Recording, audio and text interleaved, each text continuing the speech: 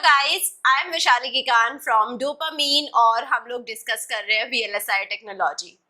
आज इस वीडियो में हम लोग स्टार्ट करने जा रहे हैं एक नई यूनिट जो कि है ऑक्सीडेशन।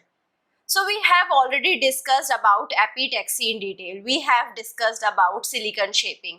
हमने सैंड उठाया था बीचेस से और हमने देखा था कैसे इसकी शेपिंग कर कर हमें एक वेफर मिल गया था।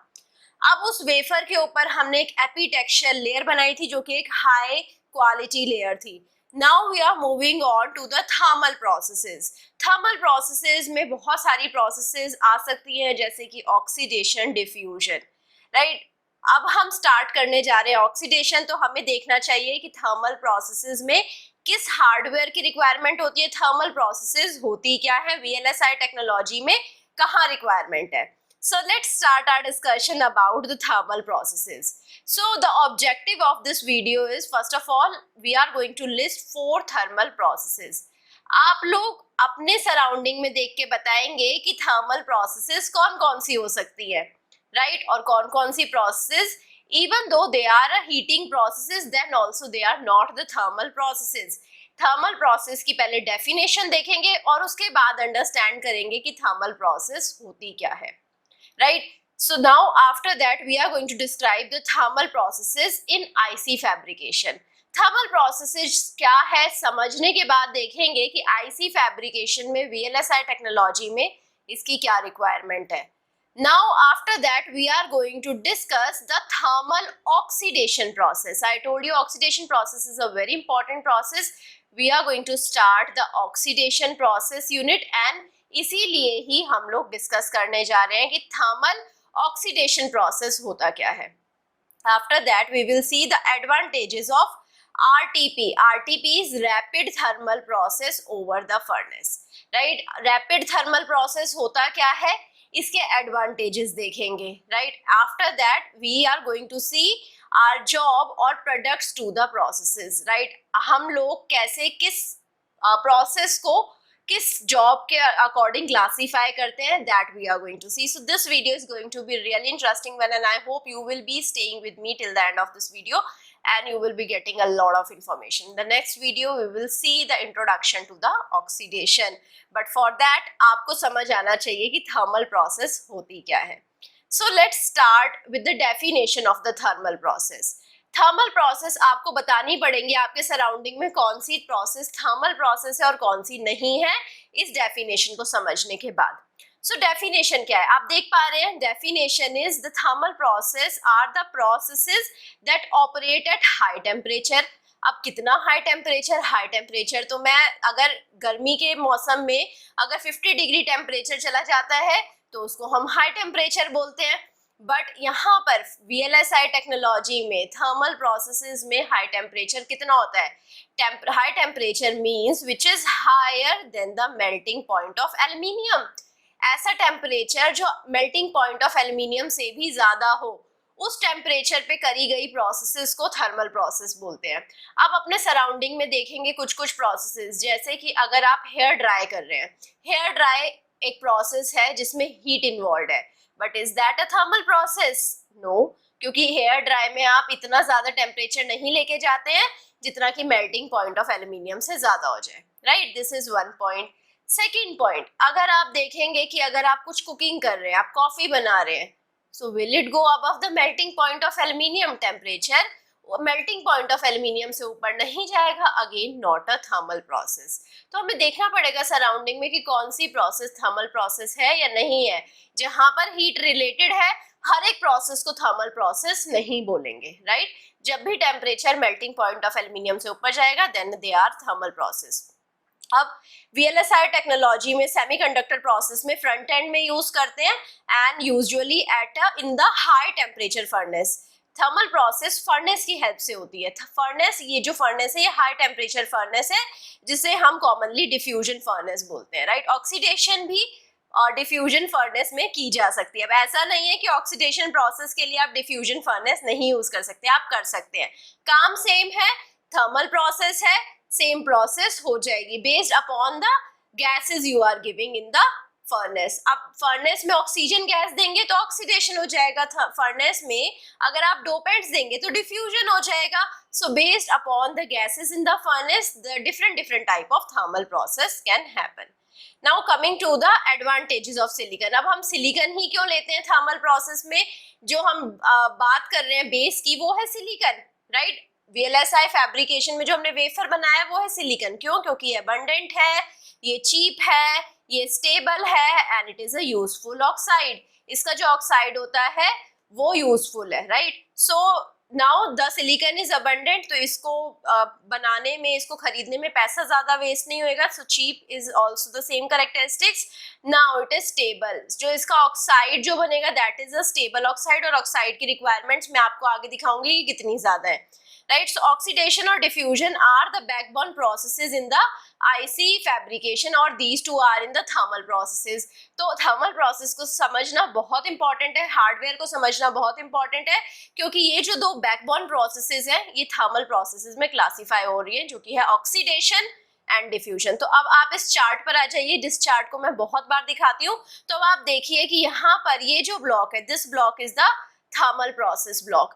तो हमारे पास डिजाइन स्टेज है, मास्क स्टेज है, वेफर स्टेज है. वेफर तो अभी हमने बना ही लिया है, मटेरियल्स हमने यूज करा है, right, sand on the beach and we have made the wafer. Wafer को हमने भेजा थर्मल प्रोसेस में, यहाँ पर हमारा ऑक्सीडेशन या डिफ्यूजन होएगा, then it will go for the further processes. ये जो सारी प्रोसेसेस है स्टेप बाय स्टेप हम डिस्कस करेंगे डिफरेंट यूनिट्स में.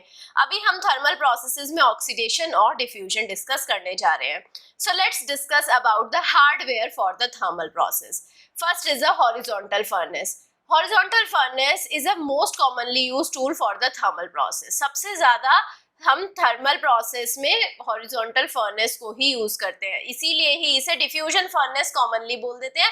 हॉरिजॉन्टल नहीं बोलकर सिंपली से डिफ्यूजन फर्नेस ही बोल देते हैं, क्योंकि सबसे ज्यादा हम यूज ही इसे कर रहे हैं.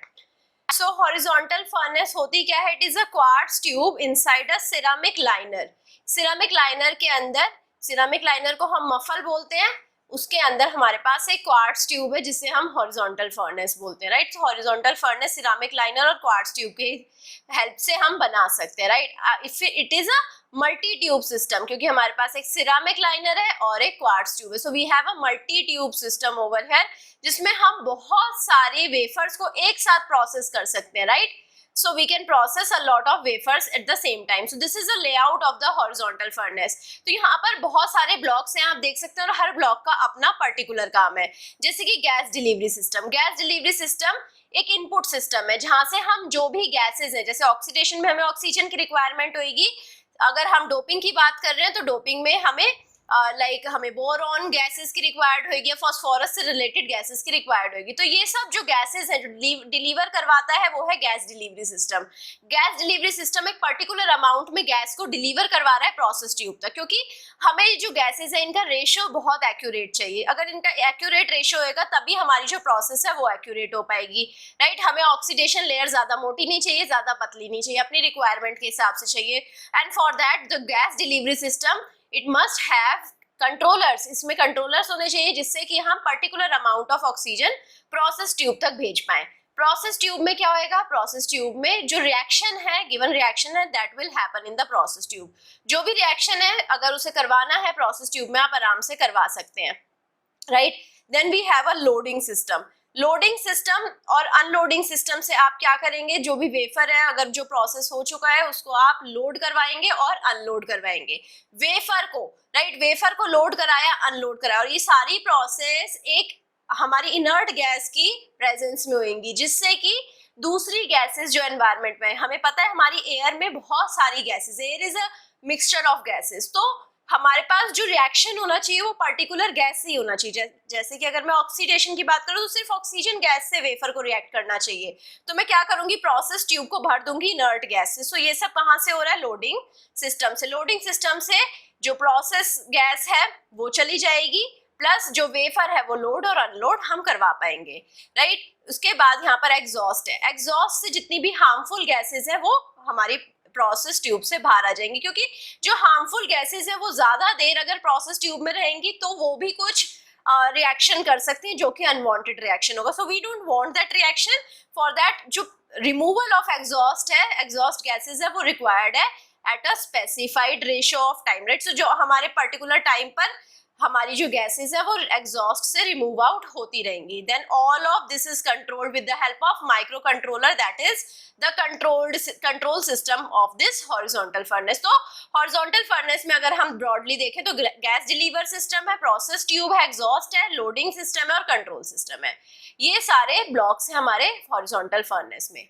अब कंट्रोल सिस्टम देखिए, control system is basically the brain of this horizontal furnace. ये कंप्यूटर सिस्टम है, राइट। अब इस कंप्यूटर सिस्टम में बहुत सारे माइक्रो कंट्रोलर हैं जो अलग अलग हमारे बोर्ड्स को, हमारे अलग अलग बोर्ड्स हैं जो अलग अलग हमारे सिस्टम को संभाल रहे हैं, अलग अलग सिस्टम्स को कंट्रोल कर रहे हैं इन द हॉरिजॉन्टल फर्नेस। जैसे कि एक माइक्रो कंट्रोलर हमारा प्रोसेस ट्यूब इंटरफेस बोर्ड की तरह रहेगा जो हमारा प्रोसेस ट्यूब को कंट्रोल करेगा। This micro controller is controlling the process tube. Process tube में कंट्रोल क्या करना है कि वहां पर कितना प्रेशर रहे गैसेस का, वहां पर इनर्ट गैस जैसे कि नाइट्रोजन इनर्ट गैस लिया वो है या नहीं है, ये सब कंट्रोल इस माइक्रो कंट्रोलर की हेल्प से हो जाएगा, right. After that we have exhaust interface board micro controller. तो एग्जॉस्ट इंटरफेस बोर्ड में जो माइक्रो कंट्रोलर रहेगा that is helping me to exhaust out the gases. जैसे ही हार्मफुल गैसेस या हमारे बाय प्रोडक्ट गैसेस बनेंगी, these by product gases has to get exhaust out. तो वो एग्जॉस्ट आउट कैसे होंगी? With the help of the micro controller. वो माइक्रो कंट्रोलर अपना पर्टिकुलर प्रेशर आने पर, गैस के डेवलप होने पर पर्टिकुलर प्रेशर बनेगा, उस पर्टिकुलर प्रेशर आने के बाद क्या करेगा माइक्रो कंट्रोलर, हमारा कुछ एग्जॉस्ट फैन टाइप ऑन कर देगा और वहां से एग्जॉस्ट गैस आउट हो जाएंगी, right. So this is controlling the exhaust, right. After that one micro controller is controlling the gas panel. तो जो इनपुट गैसेस है, इनपुट्स को कंट्रोल करने के लिए, गैस पैनल को कंट्रोल करने के लिए, इनपुट गैस पैनल को कंट्रोल करने के लिए we have one more micro controller. One more micro controller is for loading.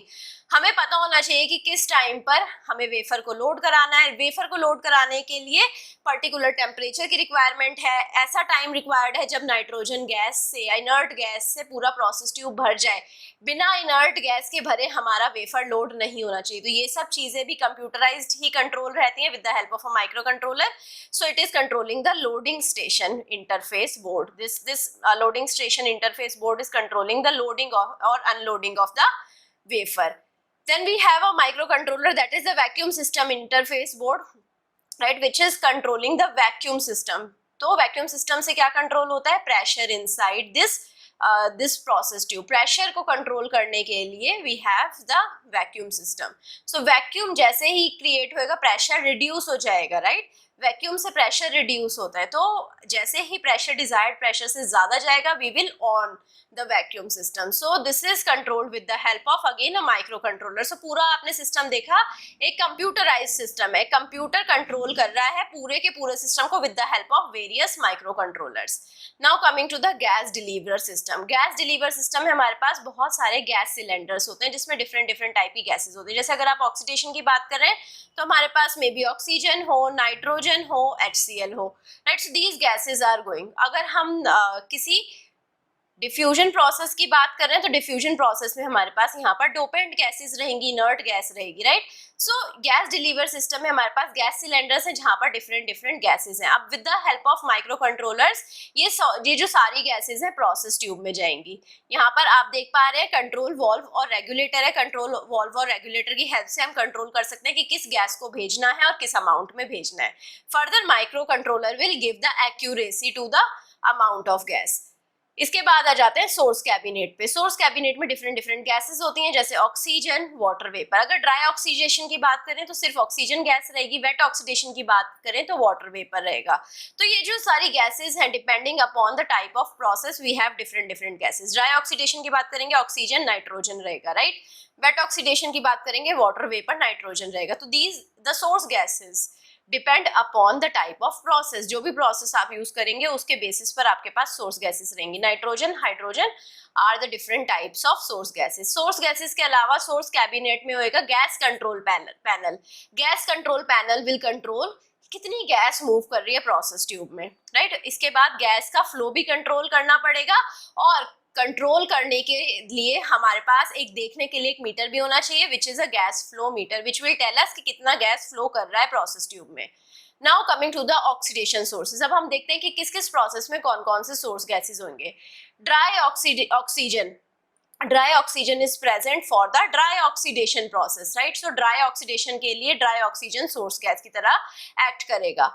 Water vapour source के लिए वाटर वेपर कब हमें यूज करना है, जब हमारे पास वेट ऑक्सीडेशन है. वेट ऑक्सीडेशन के केस में हम वाटर वेपर को यूज करेंगे, और वाटर वेपर के सोर्सेज क्या रहेंगे, बबलर या फ्लैश.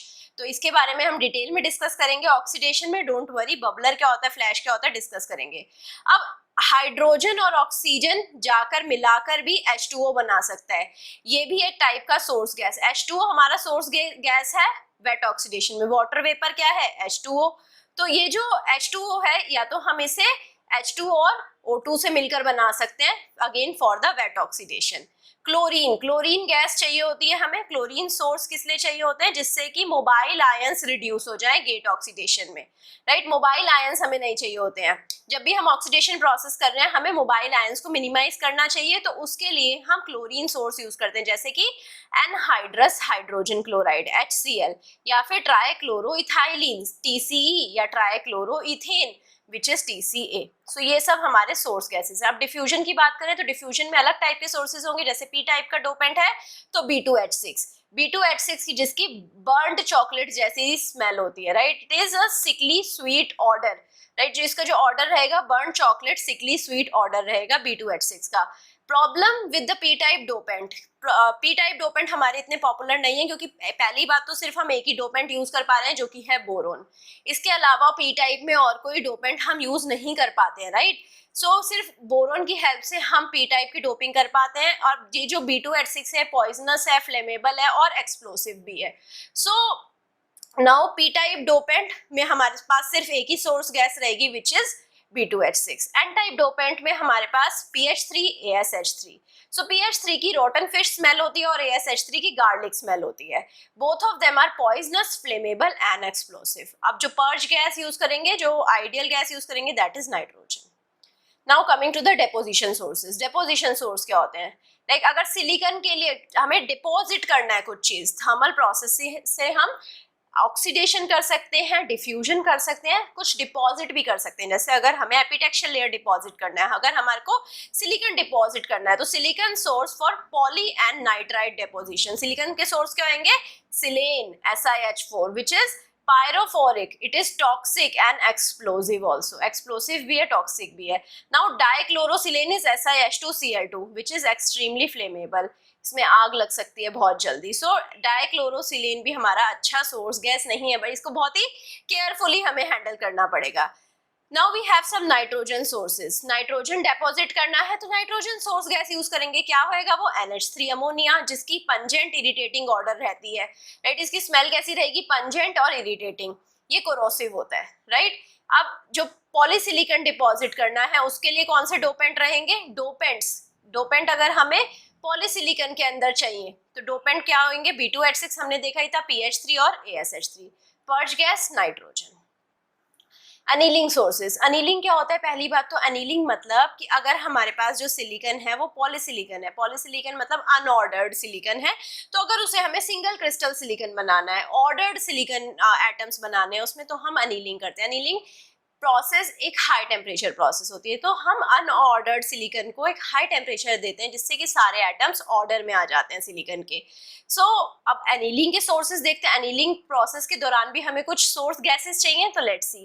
पहली चीज तो हमें चाहिए हाई प्योरिटी नाइट्रोजन, जो कि most of the annealing processes में हम यूज करते हैं. इसके अलावा H2O गैस यूज करते हैं, वाटर वेपर यूज करते हैं, right. It is used as a ambient for PSG, phosphosilicate glass.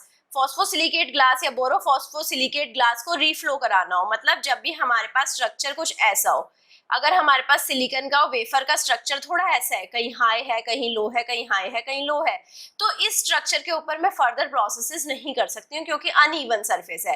मेरे को इस सरफेस को इवन बनाना है, तो मैं क्या करूंगी, यहाँ पर बहुत ज्यादा टेम्परेचर दे दूंगी. ज्यादा टेम्परेचर के बाद क्या होगा, ये बोरोफॉस्फोसिलिकेट ग्लास मेल्ट हो जाएगा और यहाँ पर एक इवन सरफेस बन जाएगा, राइट. अब यहाँ पर हम H2O को as an ambient we use the water vapour as an ambient. अब ऑक्सीजन किस लिए यूज करते हैं, oxygen is used for undoped silicate glass. Anneal after undoped silicate glass chemical mechanical polishing in STI formation process. जब भी हम shallow trench isolation बनाते हैं तब हम अनडोप्ड सिलिकेट ग्लास को यूज करते हैं, और अनडोप्ड सिलिकेट ग्लास में भी रीफ्लो कराना होता है, तो उसके लिए जो हम गैस यूज करते हैं that is oxygen gas. Nitrogen, lower grade nitrogen is used for ideal purge. Ideal purge की तरह हम लो ग्रेड नाइट्रोजन को यूज करते हैं। Coming to the exhaust system. अब एग्जॉस्ट सिस्टम पर आ जाते हैं। एग्जॉस्ट सिस्टम कर क्या रहा है, हैजार्डस गैसेस को रिमूव करवा रहा है before they release, right. So now hazards gases को पर्टिकुलर वे में ही रिड्यूस करवाना चाहिए, रिलीज कराना चाहिए, बिकॉज अगर हैजार्डस गैस एनवायरनमेंट में डायरेक्टली चली जाएंगी it will be harmful for the humans. So what we do, hazardous gases को पहले ट्रीट करेंगे, ट्रीट करने के बाद फिर उसे एनवायरनमेंट में भेजेंगे जिससे कि वो नॉन हैजार्डस नेचर के साथ ही एनवायरनमेंट में जाए। अगर hazardous gases as it is nature में चले जाएंगे it will make the harm to the humans, animals and also nature.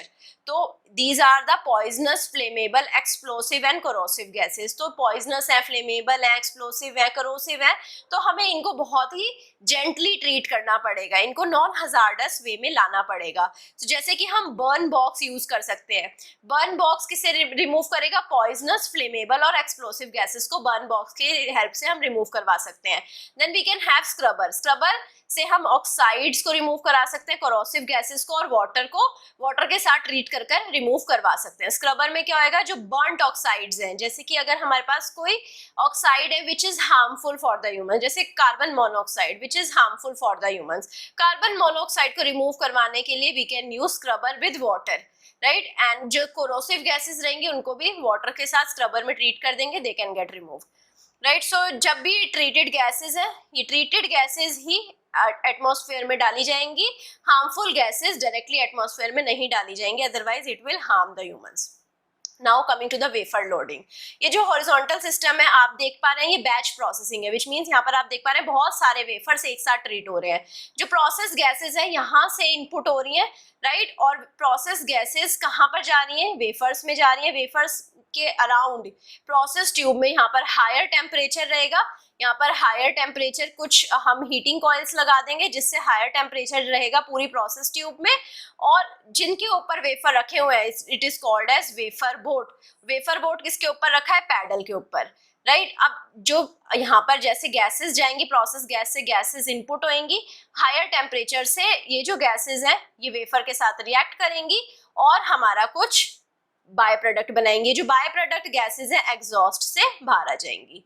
So for this we must load the wafers. आप देख पा रहे हैं वेफर्स को हमने बैच में लोड करा, और अगर हमारा हॉरिजॉन्टल फर्नेस है, वेफर कैसे अरेंज्ड है, वर्टिकल मैनर में वेफर अरेंज्ड है। अब वर्टिकल सिस्टम में आ जाए, this is the vertical process tube.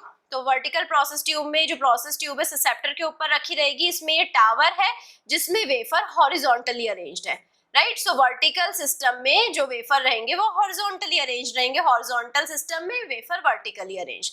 Then we have a temperature control. जो सारी प्रोसेसेस हैं एक पर्टिकुलर टेम्परेचर पर ही हो रही है, अगर ज्यादा टेम्परेचर दिया तो प्रोसेस खराब हो जाएगी, कम टेम्परेचर दिया तो प्रोसेस स्टार्ट ही नहीं होएगी। So we must have a temperature control. और टेम्परेचर कंट्रोल कैसे करेंगे, with the help of micro controllers. तो thermal processes are very sensitive to the temperature, they are very sensitive to the temperature. Temperature को precisely control करना बहुत ही vital है, right. तो जैसे अगर सेंट्रल जोन की बात करें तो प्लस माइनस 0.5 डिग्री सेल्सियस जितना ही कंट्रोल होना चाहिए, और प्लस माइनस 0.05% 1000 डिग्री सेल्सियस पर ही टेम्परेचर फ्लक्चुएट करना चाहिए, इतना कंट्रोल टेम्परेचर हमें देना पड़ेगा प्रोसेस ट्यूब पर। Now we are using the thermocouples. Thermocouples we use which are touching the reaction tube. तो थर्मोकपल से हम टेम्परेचर को इंक्रीज करवाते हैं और थर्मोकपल से टेम्परेचर को कंट्रोल्ड अमाउंट में इंक्रीज करवाते हैं।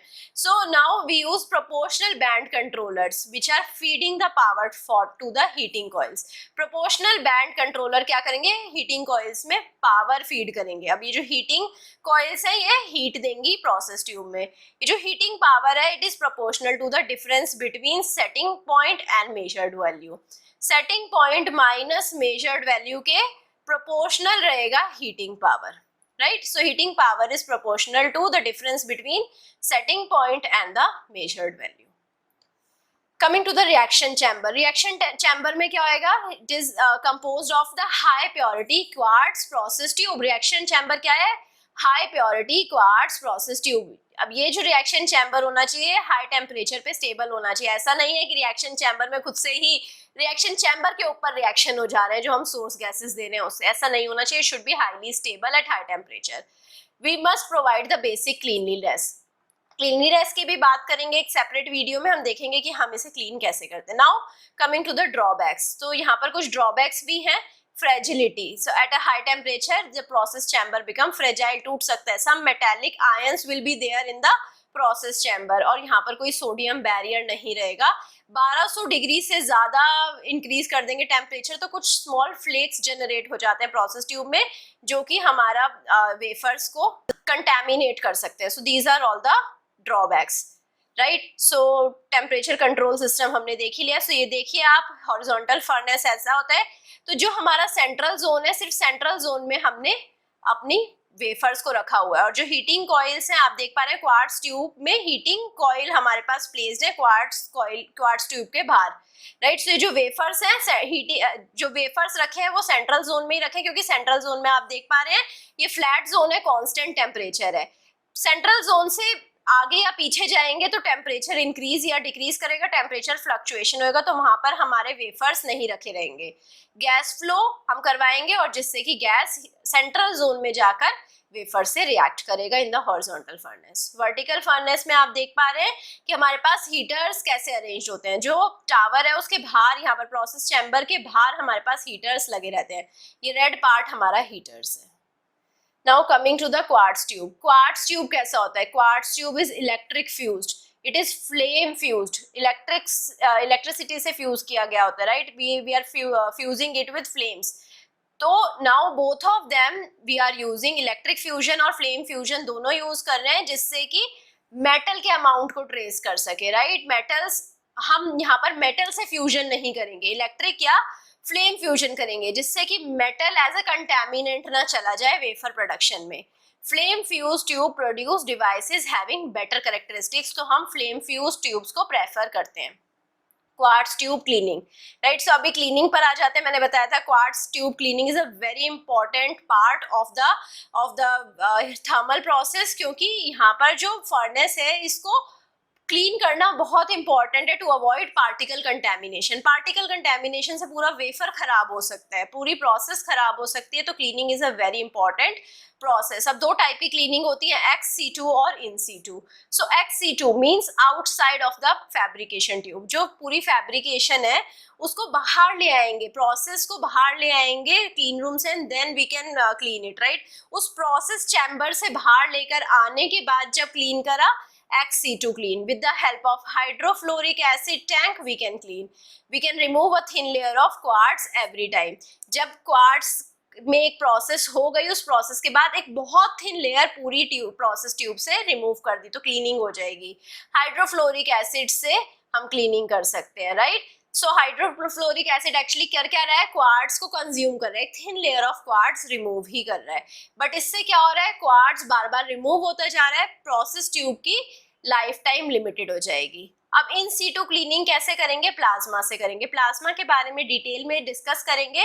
प्लाज्मा की हेल्प से ट्यूब के अंदर ही हम क्लीनिंग कर सकते हैं, राइट। तो प्लाज्मा में बहुत सारे हाई एनर्जी आयन रहेंगे जिससे कि हम क्लीनिंग कर सकते हैं। We can free fluorine from NF3 to etch away contaminant को हटाने के लिए NF3 से फ्लोरीन को रिमूव करवा सकते हैं। Now coming to the silicon carbide tube. Silicon carbide tube अगर हमने यूज करी, क्वार्ट्ज ट्यूब की जगह सिलिकॉन कार्बाइड ट्यूब यूज करी, तो इसके कुछ प्रोज हैं और कुछ कॉन्स हैं। So let's discuss pros. Silicon carbide tube की थर्मल स्टेबिलिटी ज्यादा है, it is having better metallic ion barrier, metallic ion barrier भी बेटर है। कौन? The drawbacks is that it is heavier and it is more expensive. Now coming to the temperature control, which is called as a anti-warp method. Anti-warp method की help से हम temperature control कर सकते हैं। First is ramping, right. So ramping क्या होता है, temperature को इंक्रीज करना। सो जब हम वेफर को लोड करते हैं तो टेम्परेचर एक लोअर टेम्परेचर पे रखते हैं, राइट, जैसे कि 800 degree Celsius. We load the wafer at a lower temperature, loading lower temperature पे करेंगे लाइक 800 डिग्री सेल्सियस। उसके बाद टेम्परेचर को इंक्रीज करेंगे to a point after a short stabilization period. उसके बाद एक स्टेबलाइजेशन पीरियड के बाद टेम्परेचर को रैंप करना स्टार्ट करते हैं। जब भी वेफर लोडिंग हुई that is at a lower temperature. Then coming to the loading, अब लोडिंग जो होनी चाहिए वेफर की, it should be a slow loading, which means जो वेफर अंदर जाएगा प्रोसेस ट्यूब के, it should move 1 inch per minute. At the rate of 1 inch per minute, the wafer should go inside the process tube. The thermal capacity of 206-inch wafer can drop temperature as much as 50 degree Celsius. So अगर हमारे पास 206 inch के wafer एक साथ process tube के अंदर जाते हैं तो 200 वेफर बाहर जाते ही, क्योंकि वेफर बाहर जब है तो उनका टेम्परेचर कम है, जैसे ही प्रोसेस ट्यूब के अंदर जाएंगे वो हीट को एब्जॉर्ब करेंगे और जिससे पूरी प्रोसेस ट्यूब का टेम्परेचर 50 डिग्री सेल्सियस तक कम हो सकता है। तो we have to control it. So the horizontal furnace must contain 3 to 4 tubes, 3 या 4 रिएक्शन चैम्बर्स रहेंगे प्रोसेस ट्यूब में। तो यहाँ पर हर चैम्बर के लिए सेपरेट टेम्परेचर कंट्रोल सिस्टम रहेगा for each and every tube, right. So आप देख पा रहे हैं यहाँ पर जो सेंट्रल जोन है, यहाँ पर फ्लैट जोन है, वहीं पर ही हम अपने वेफर्स को रखेंगे और ऐसे 3 या 4 ट्यूब्स रहेंगे। Now coming to the furnace. Furnace में क्या होना चाहिए? फर्नेस में एक वेफर क्लीनिंग स्टेशन होना चाहिए, मैंने आपको बता ही दिया, इन सीटू और एक्स-सीटू वेफर क्लीनिंग यहाँ पर होनी चाहिए। या फिर इसके अलावा wafer loading station, wafer loading 2 type की हो सकती है, manual wafer loading, automatic wafer loading, 2 type की वेफर लोडिंग हो सकती है। Then we have oxidation process automation, जो ऑक्सीडेशन प्रोसेस है, गैसेस मूव करेंगी, वो सब भी ऑटोमेटेड मूव करेंगी। Now coming to the vertical furnaces. Vertical furnace में जो हम प्रोसेस ट्यूब है उसे वर्टिकल डायरेक्शन में रखते हैं। वर्टिकल फर्नेस में जो फुटप्रिंट रहेगा वो स्मॉलर रहेगा, या कंटेमिनेशन कंट्रोल बेटर है, राइट। तो इसीलिए ही वर्टिकल फर्नेसेस थोड़ी पॉपुलर है।